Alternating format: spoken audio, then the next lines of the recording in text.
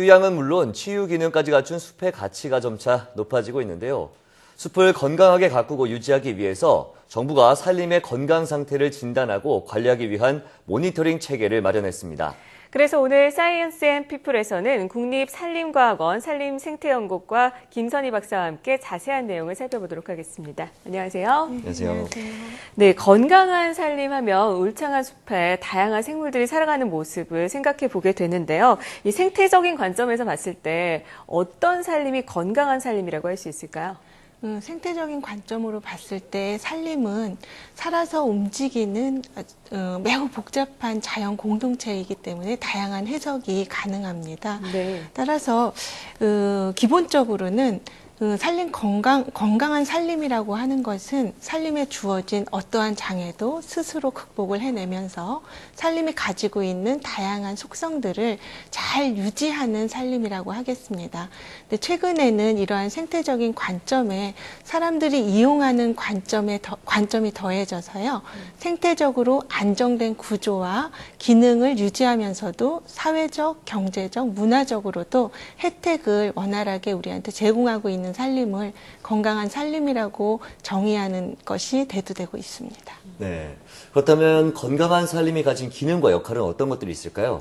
예, 산림은 기본적으로 생태적인 관점뿐만 아니라 우리 생활에 있어서의 여러 가지 역할들을 하고 있는데요. 네. 기능적인 면으로 본다면은 목재를 포함한 임산물을 제공해주는 그런 경제적인 기능이 있겠고요. 공익적 기능으로는 광합성을 하면서 산소를 방출하기 때문에 공기를 깨끗하게 해주는 대기 정화 기능이 있습니다. 또 비가 많이 왔을 때는 물을 이제 한뻑 머금을 수 있는 수원 함량 기능이 있고요. 그에 따라서 홍수나 산사태를 방지하는 기능도 있습니다. 그리고 깨끗한 물을 제공해주는 수질 정화 기능도 있고요. 최근 들어서는 온난화가스인 이산화탄소를 제거함으로써 기후 완화 효과를 나타내고도 있습니다.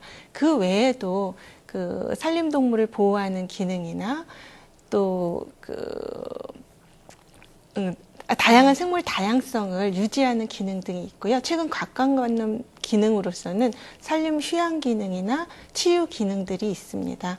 이러한 산림의 공익적 기능의 가치는 2010년도 기준으로 해서 109조 70억 원에 달하는데요. 건강한 산림일수록 이러한 기능들을 더 많이 발휘할 수 있겠지요.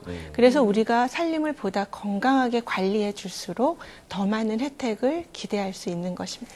네, 이렇게 건강한 자연 환경을 유지하기 위해서는 산림의 상태를 좀 정기적으로 관리하는 것이 필요하지 않을까 이렇게 생각을 해보게 되는데요. 이를 위해서 산림 건강성 모니터링 체계를 구축을 했다고 하는데 구체적으로 이 모니터링이 어떤 건가요? 우리나라의 산림 건강성에 대한 모니터링은 산림보호법 제19조에 의거해서 2011년부터 시작되었습니다.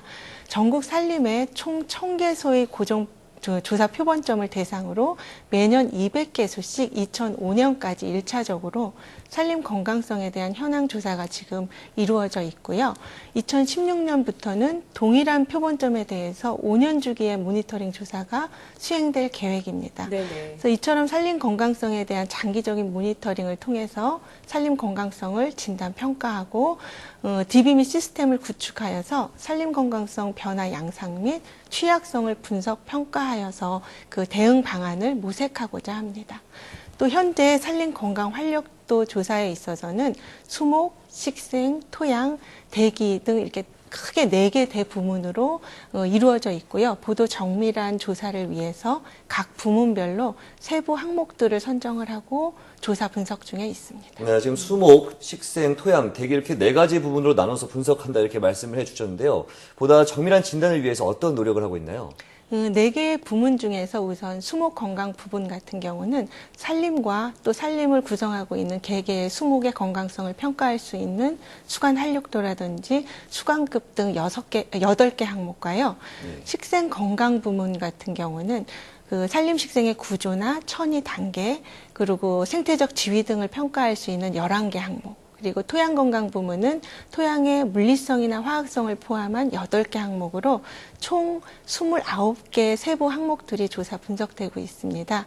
마지막으로 대기 건강 같은 경우는 현재 지표를 개발하고 지표를 적용하는 타당성 연구를 지금 수행하고 있습니다.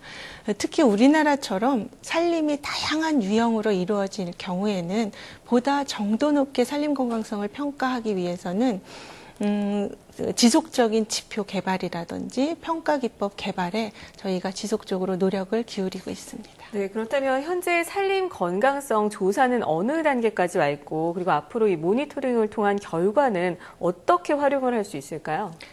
현재는 1차 산림 건강 모니터링을 하는 기관으로서요.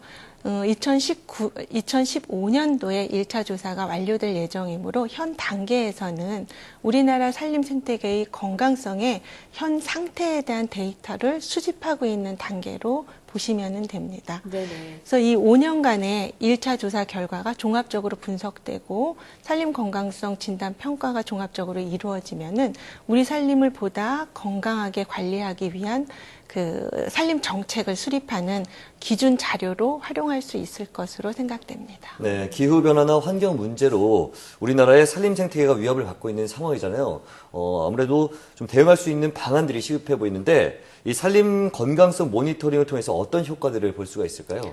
산림 건강성 모니터링을 통해서는요, 단기적으로는 우리 산림의 현 건강 상태를 파악할 수 있고요, 장기적으로는 주기적으로 산림 건강성의 변화 양상이나 추이를 진단할 수 있기 때문에 기후변화나 환경 문제에 취약한 산림이라든지 그에 따라서 쇠퇴가 진행되는 산림 등을 찾아내어서 그거를 해결할 수 있는 대응 방안을 마련할 수 있을 것으로 생각됩니다.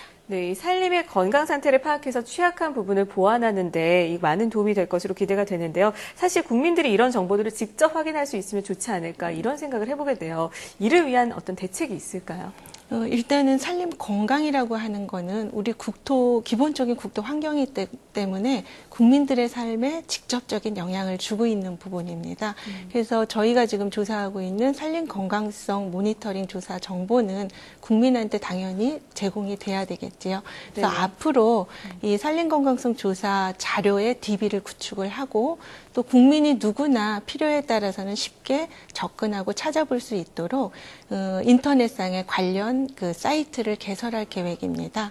그래서 산림 건강 등급 지도를 등재함으로써 국민 누구나 우리 산림의 건강 정보를 볼 수 있게끔 할 계획입니다. 네, 박사님이 말씀해 주신 것처럼 산림은 국민들의 건강과 삶에 밀접한 연관이 있다고 할 수 있는데요.